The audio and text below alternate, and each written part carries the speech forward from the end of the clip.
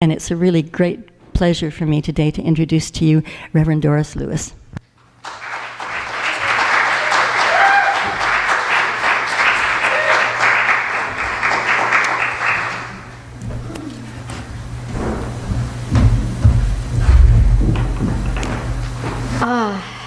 As Reverend Carey so wonderfully said, what a wonderful woman this Reverend Doris, I must get to know her.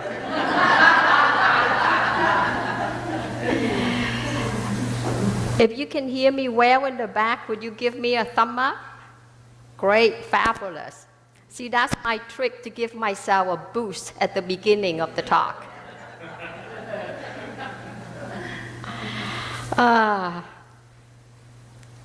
How lovely to be with like-minded. Lovely to be back in the environment that spirituality is utmost important to us. Otherwise, we wouldn't be here.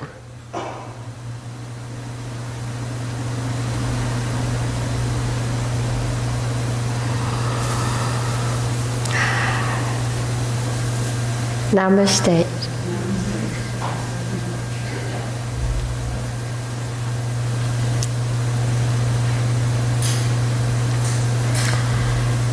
When I was working in Silicon Valley as an engineer, I had all the outside successful trapping. Great job, great company, great salary. Boy, I do miss that. No, great home, everything. And yet something was still missing.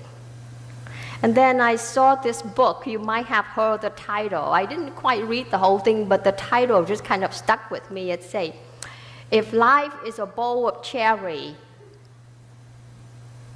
my way is, why the hell am I doing in the pit? If life is a bowl of cherry, what am I doing in the pit? You know, and that resonated with me. Now, life is a bowl of cherry, which helped me to start looking more and more deeply. And so that led me to, at the time, called religious science. Yes, my first encounter with New Thought was a religious science. It took me 2 years to come back, because the first thing, whatever the first time the minister said, I loved it until he said the word G-O-D. I'm like, oh man, this is too churchy for me, I'm out of here. Took 2 years for God to get me back. And I quickly get on the board and everything. And so I got my feet, I cut my teeth in religious science. And it was great because everything, I was so allergic to the word God, you know, spirit or anything like that. So spirituality and earnest home teaching, very much about the law, worked so well for me. And my background with engineering, so I like logic, right? Some people say spirituality or religious science, center spiritual living, be more like the quote-unquote thinking people religion. I don't know how much thinking there, because beside thinking, there has to be the heart. So if life is a bowl of cherry, why am I in the pit? So I look more deeply, and with religious science at the time, this is what the aha for me came. Ernest Holmes said this, which for me makes a lot of sense. Electricity was a reality in the universe when Moses led the children of Israel out of the land of Egypt. Would you agree to that? Electricity was a reality in existence. This is true of nature laws. They have always existed, but only when understood may they be used. So could it be there's something about spiritual law that life is blessing and yet I didn't or don't understand it enough to use it effectively. Anyone?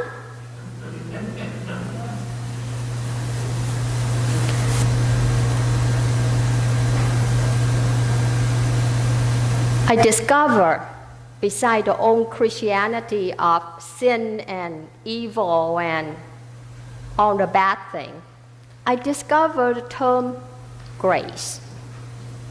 Grace. Just the word itself feels so nice, is it? It just flows, grace. So the question is, what is grace? Would you agree that whatever the way we define grace or how it shows up in our life, some of the common element is grace is, I like this, you don't have to earn it, right? You don't have to deserve it. You don't have to earn it. You don't have to deserve it. It's like, you mean it's just there? But does take one thing. It's for me to be aware of it and to be able to receive it. Yes? So, one the way open the door for us is the affirmation. I live in grace, and grace lives in me. I live in grace, and grace lives in me. Would you affirm that with me? I live in grace, and grace lives in me. So it's very much that reciprocal, that circular thing.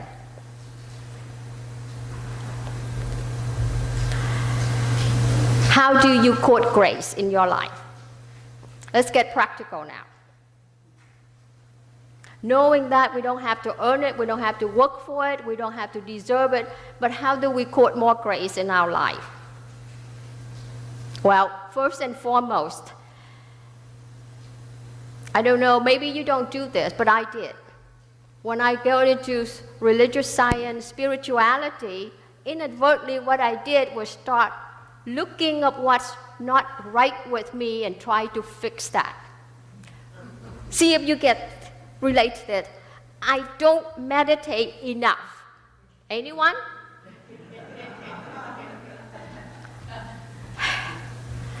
I'm not patient enough with people on the road.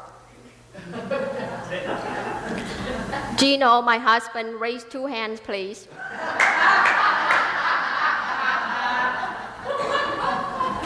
And then inadvertently would go down that path of what's wrong with me. If I take one more spiritual class, one more workshop, and they're all necessary.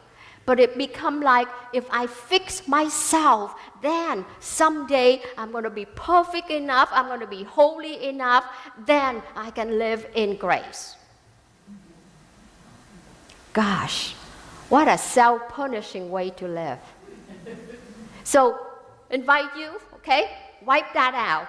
The number one for me, if any secret of living in grace, is start with focusing on your strength, not your weakness. Start focusing on your strength. Yes, the weakness will show up, have no fear. But focus on our strength. We can also work and strengthen whatever we need to strengthen. Now, somehow we say, well, how do I focus on my strength? It's a very intriguing thing because they have done the test. And I too have asked people in a group like this, which I won't ask you to raise your hand, but if I were to ask a question, list to me 3 things that you consider your weakness, that you're working on, that you like to eliminate and change. And the other question is, list me 3 of your strengths that you love, cherish, and flaunt it in the world. Which question you think is easier for you to answer? We can list not just 3, a dozen weaknesses. But when we look at our strength, what is my strength? Have you ever known someone that they seem to cook very well and they do things so graciously, but they have no clue on how good they are. So number one is look at your strength, and the strength show up because it's your spiritual DNA built in. And how it show up, the radar is knocking on your soul will be the area, the things, the places that delight you. Delight, D come from light. I love that word. Grace and delight, they go together very well. Start looking at what delights you, what gives you joy, what gives you meaning. At Unity Victoria, we have the fundraising event. And then this one event, many things. People very talented offer things. And this young woman, she bought a ticket to the event. The event is to teach you how to paint, drawing from an artist. So she took the class in pencil and color drawing. And lo and behold, she said, I just love it. Reverend Doris, I love it. I was in the zone. And next thing we know, she started doing more and people start asking, get this, to buy her drawings. And next thing now, she has the whole full line of drawings that she's doing at commercially, she's selling it here in Victoria. So starting, and she's been working in a different line of work. So for me, it's like the delight knocking on the window of our soul saying, do more of this, experiment, try this out. So first foremost, for living in grace, experiment and see what follow your delight. Yes? I live in grace and grace lives in me. Together, please. I live in grace and grace lives in me. Now, does that mean that there's no cherry pit?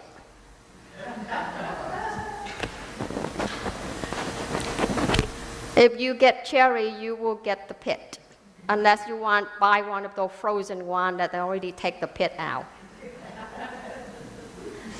One of the things that I thought when I was start to adopting grace or do the thing I love and I like, that means there's no challenge. Because grace is like blessing, peace, joy. So living in grace, what would be in your mind if you think of living in grace or quote unquote in heaven? What would it look like for you? I had a friend came to me, a member, she said, Reverend Doris, if going to heaven, die and go to heaven, living in grace, meaning sitting on puffy white clouds, eating bonbons all day long. She said, kill me now. I'm bored to death. So living grace doesn't mean everything easy. There's challenge. Very simple thing, and sometimes I love this quote right here, because grace is always teaching me, and here it says, the God code, sometimes the solution to life's deepest mysteries are found in the most unlikely places. I don't know what your most unlikely place is, but my invitation is count nothing out. Because how you do small things is how you do big things. And my small thing, unlikely place that I learned about grace, or the aspect of grace, the twin brother of grace, is in playing pool. Beer. Yeah, I know. Retire, and people ask me what you do now. I say, drinking beer, shooting pool, and harass my husband. And I love it. That's grace for me. But playing pool, who knew? I encountered some of the most challenging experience, and I have to dig very deep. And I say, this is grace. When I play, I'm in the zone. I love it. But then there's days that I go home so stressed out.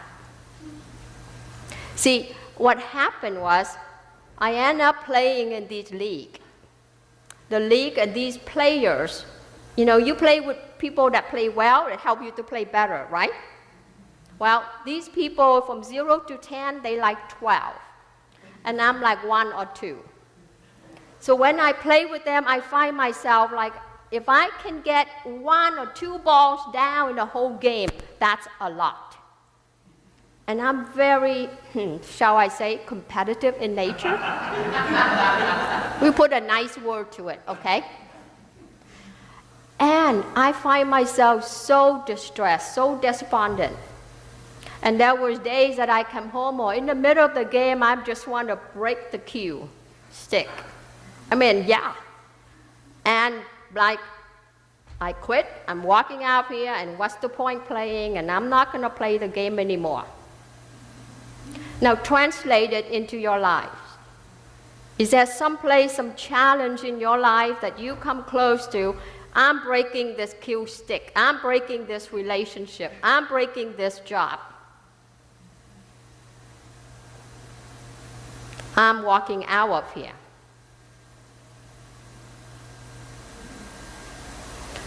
Yet I knew the place is when it's distraught, when it's so painful, and there's something there that I need to look deeply. Because I wasn't free to stay and I was not free to go. If I go with a lot of resentment, with anger. Can you hear that? No. And so that's the key. And so that's where I had to find the twin brother of grace. And his name is Grit. Grit. And how I did that was very much, we go back to the fundamental of teaching. What is that? Can you say it out loud? Change your thinking. Change your life. So I go back to the fundamental. I say, okay, I'm so annoyed, I'm so angry, I'm so despondent. What's the thinking going on? The thinking, I'm not good enough, I'm like sheep to slaughter here. You know, every time I'm there, I'm up on the plate for them to carve me up. My goodness, with that kind of thinking, no wonder. So I had to really own, okay, that's the thinking, that's the belief. How, what can I do to make the change? So here's the key thing. Here's the key thing in New Thought I find that I got trapped in, is I use a lot of positive affirmation. I'm going to play well today. I'm the champion of the game. Yeah. How many times that when you do affirmation, that quote unquote, I call like platitude, that is not true in your heart? Does it work?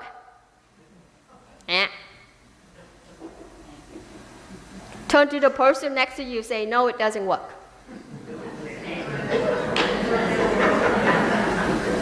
So here's the thing. I live in grace, and grace lives in me. Say that with me one more time. I live in grace, and grace lives in me. Just like Ernest Holmes said, electricity is there, grace is already there, but I need to have the understanding to access that. So the way I had to shift my thinking is shift in the way that is authentic and real for me. That's where the creativity comes in. That is what I call the moment of honoring myself. Otherwise, I'm just lying to myself. And I know that. I know it's just crap. And it doesn't go very far, but when I honestly say, you know, this game sucks, I play sucks, what is true for me in this moment that I can move forward? Then what it came to me here is change the game. Change the game. Change the game meaning that I was looking at win, lose, the scoring. Change the game now become mentally stay in the game. Notice how when we get challenged, we check out. We disengage.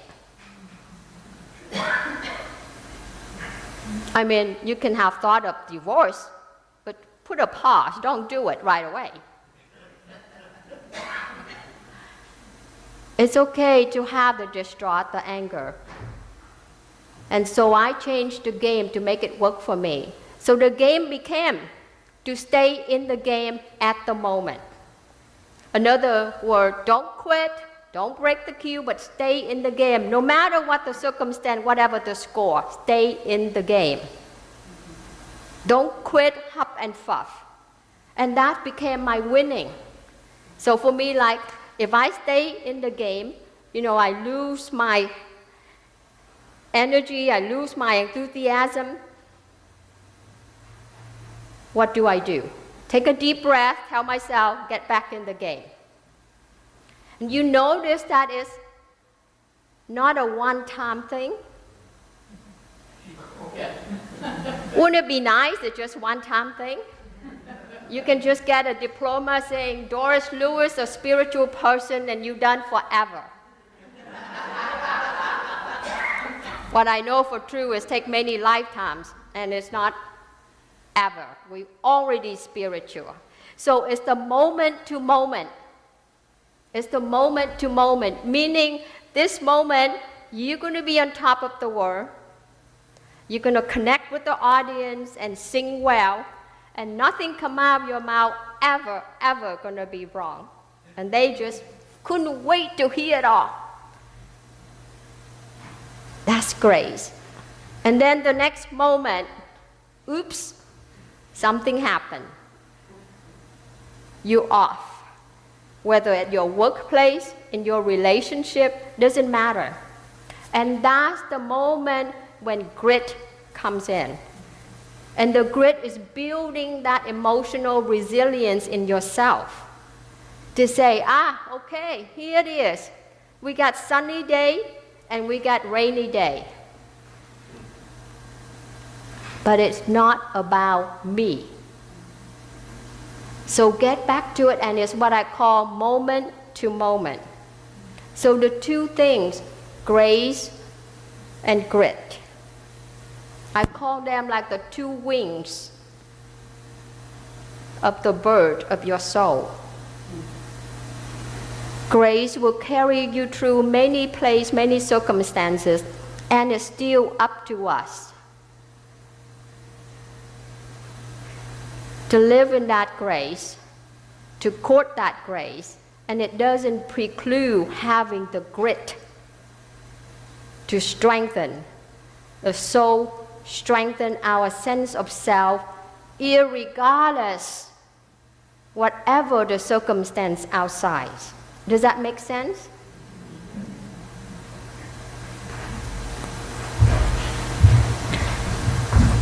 So if anything that I can just invite you to take away, remember, grace is already there inside you. And it is through grace that we can build that strength, the grit. And it's building that emotional resilience to know who we are. And number two is moment by moment. If you miss this grace moment, guess what? The next one is coming. The next one is coming. It's always moment by moment. I'd like to share with you, closing with this song that I think is so apropos, called One Moment in Time. You might have heard it sung by Whitney Houston. I have a lot of grit, but not about the embarrassment of singing it for you, so I'm just going to read it. Hey, know our strength and play it up, okay? I invite you to take this in for yourself. Each day I live, I want to be a day to give the best of me. I'm only one, but not alone. My finest day is yet unknown. I broke my heart, fought every gain. To taste the sweet, I faced the pain. I rise and fall, yet through it all, this much remains. I want one moment in time when I'm more than I thought I could be, when all of my dreams are a heartbeat away, and the answers are all up to me. Give me one moment in time when I'm racing with destiny. Then in that one moment of time, I will feel eternity.